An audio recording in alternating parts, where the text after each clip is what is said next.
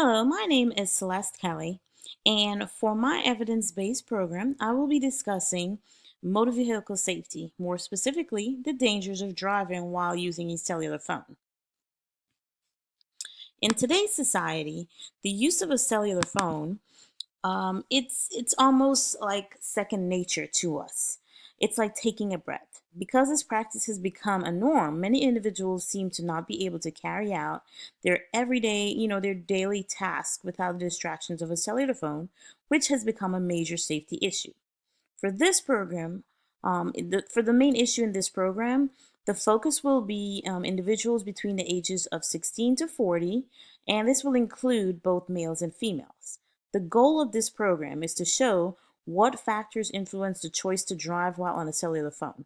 Even though many are aware of the risks that are still they are still influenced by these factors. Um, the health determining factors that we will be looking at are the social environment, our physical environment, our economic environment, and genetics. These four factors are the main factors that seem to influence our decisions. For our environment factor, this can be anything that we interact with on a social level, from maybe social media, different aspects of uh, our social interactions, from social media stuff like Facebook, Instagram, all the applications that we use on our cellular phone, like games. We game on our phone, we FaceTime on our phone. All these things can be considered our social environment. This can also include our social interactions person to person. Whether we are trying to reach someone and they may have found a new way, a new app, a new software, a new gadget in which we can get in touch with them via the phone. The second factor is our physical environment. Now, there can be different physical factors depending on the individual surrounding. Some of the main factors are, alcohol, the accessibility to a cell phone, modern technology, the mental state of an individual. Alcohol is a significant factor because it impairs judgment in two ways. First, it causes cognitive impairment, and then it impairs decision making skills. These two can be a deadly combination. This directly connects with my next factor, which is the mental state of mind. This physical factor can be due to substance abuse or due to the fact that in one's environment, we have other factors that may also impair our judgment, like work, family members, school. Maybe there's an event, a particular event going on in someone's life. So these are types of factors that we looked at when we look at the person's state of mind. Accessibility to cell phone is the next physical factor. The accessibility of the cell phone is in today's society, it's very easy to obtain a cellular phone. Every day it becomes more and more accessible to gain a cell phone, and the age of which individuals are obtaining cell phones are younger and younger every year. This is something that we have to look at. The final physical factor we're going to look at is modern technologies. And today we have Bluetooth in cars, and we feel like that's making the situation a little safer because we're not hands on. We don't have a cell phone physically in our hand, but you're still distracted because your full attention is not on driving. You still focused on something else. You're talking to someone, maybe having an argument, maybe you're trying to decipher something for work, but you're still distracted. So the Bluetooth helps, but it's not completely something that's not taking away from your full attention on driving. Um, the third determinant we're going to look at is our economic environment. When looking at this, it's a little different to look at this particular factor. This issue comes mainly with your economic stature.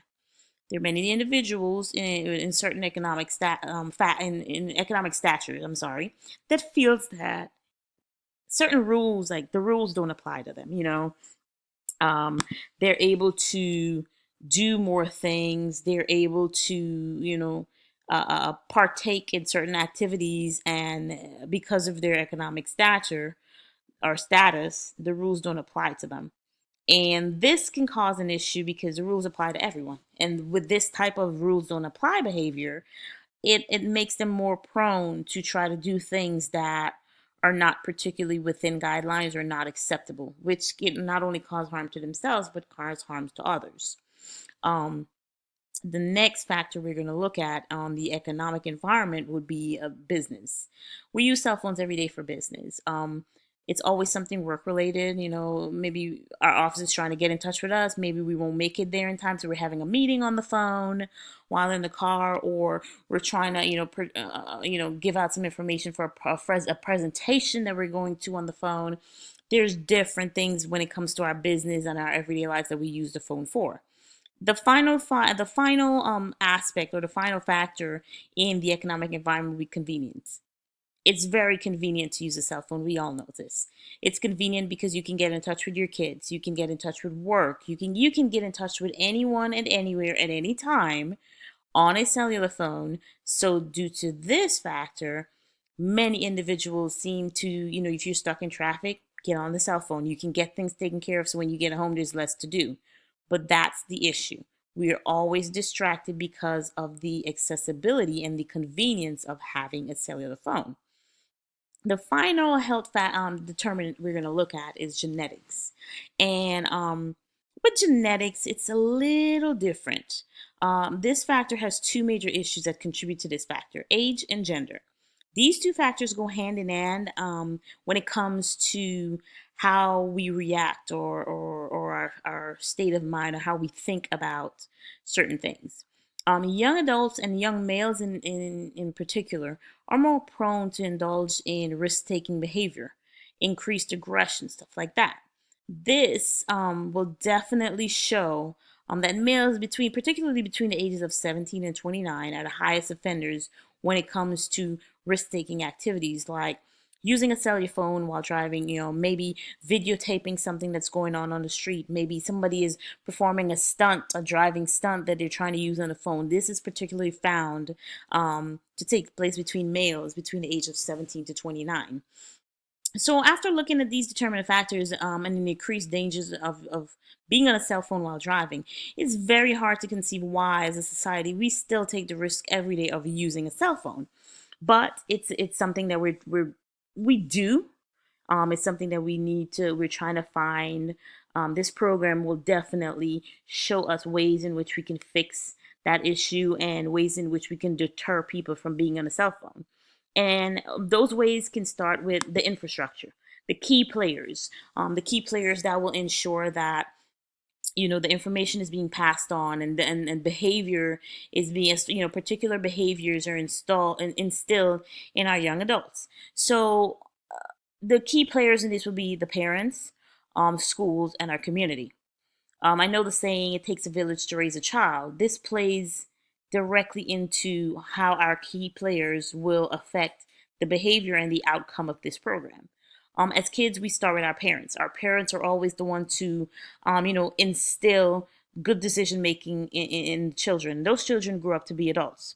So we are the outcome. We were those kids. Like, those kids today will be us in the future. We were those kids 20, 30 years ago. So it starts with the parents. The parents instill it in the kids. The school, in programs like driver's ed and all that stuff, will continue to instill it into the children. And us as the community, we need to make sure that we are putting into practice what the parents and the school are teaching these kids. We need to put it into practice. How do we put it all together? Like I said, the parents instill the values. The school is teaching it, so the kids are taught in school to continue with those good decision makings, as to do the right thing. Don't be on your cell phone when you're driving. Pay full attention. If you need to talk on the cell phone, pull over, stop. These are all things that can be taught in driver's ed or something like that. And how how we bring this together as a community. The community is we should hold the kids accountable. Hey, you know what the right thing is, do the right thing. If you see them stepping out of line, try to instill into them, pull them aside. Hey, you're not supposed to be doing that. Just keep, as a community, we need to keep it going. We need to make sure we're holding them accountable for what we know they have been taught. Then we're going to look at the external stakeholders. Now, your external stakeholders are the motor vehicle company, Department of Motor Vehicle, the state guidelines, restrictions, and the cellular phone company. These are the stakeholders that have something either to gain or lose from this program. In this particular program, in the case of the external users, I would say the motor vehicle department, and on these other agencies, they can make a commitment to ensure that their users are not only get coming to them, but also they're providing your users with more safety options, more guidelines to say, okay, you're driving our vehicle or you're coming to us to get your driver's license. These are the restrictions. Cellular phone companies also find easier ways or find ways in which we can make it easier for individuals to do certain things or not do certain things or not be on the phone while driving. Then we would look at the community resources that I used. When researching this program, the community resources that I used were the community school. I spoke to some of the kids in the school. I looked at the driver's education program, and I looked up some statistics as well. Now, the community school I used was the Cane Bay High School here in Summerville, South Carolina. This is the high school that I went to, and I sat down. I spoke with some of the kids while I was doing a recruiting program, and I got a little background from them as to what they think of certain things, what drove them to be on a cell phone while driving and stuff like that. And then I also looked at certain statistics to find out how or what are the pros and cons of a program like this. Then we move on to the politics and the ethics behind it all. Our ethical concerns would be how we would infringe on individual rights, the educational rights, and what punishment. We would just have to make sure that whatever guidelines we put in place does not infringe on someone's rights. And then the educational portion of that is that we're not infringing upon the children's normal education to add this program. This would just be an addition to the program, but we wouldn't take any part of the program, of their normal everyday program, to implement this one. Now we have to look at the punishment. In situations like this, if someone is found driving on their cell phone, we have to look at what punishment will be equivalent for the crime. Was there an accident? Was there a death involved? Was there just someone, so you just was caught driving with your phone, but nothing ever happened? We have to make sure that the punishment is equivalent to the crime, and the long-term consequences also is equivalent. So if someone is just seen driving with their phone, how long of a punishment they're going to have, or how far into life will this follow them? Things like that we need to take into consideration. We also have to look at who the opponents of this program would be. Would drivers oppose to it? Would previous offenders oppose to it? Motor vehicle manufacturers, who would be opposed to the program and why? And these are factors that we need to take into consideration to make sure that this program is passed, or this bill is passed in general. We also have to look at factors that would contribute to the program need, so the social factors, economic factors, and the political factors. And we have to look at what has happened, what are the impact of these factors on the program development. And these are all things that we would need to look at while the implementation of this program or the creation of this program is going into hand, and what aspects of these particular factors would affect the population, and how would they affect the population. Then we have to look at our community support, safety of our neighborhood, and what would this program be bringing? What's the positive as a community that we're going to get from this program? The safety of our neighborhood, speed limits, people paying attention to the street. Kids will be able, it's safer for kids to walk the street. It makes our community safer. A sense of responsibility that we're doing something for the community, and we're ensuring that the young children in the community are safe if, programs like these are implemented. We also have to look at the reasons for the program. It's gonna touch many lives. There's individuals that die every day from individuals distracted on their cell phones. So this program will definitely ensure that we're cutting back on the amount of driving deaths from distracted driving, and also that we're taking some sort of responsibility for deaths that have happened in the past. In conclusion, what I would like to look at is the effects, like the short-term effects, the long-term effects of this program, what changes that the program is going to bring about, and the size of the program in our community. And from community to community, if we keep building on this program, it will not just be a community-based program, but hopefully it will be an international or a national or international program eventually. I would like to thank you very much for listening to my presentation, and I hope my program makes sense to you and is something that you're interested in getting involved in. Thank you very much again. My name is Celeste Kelly. Have a good night.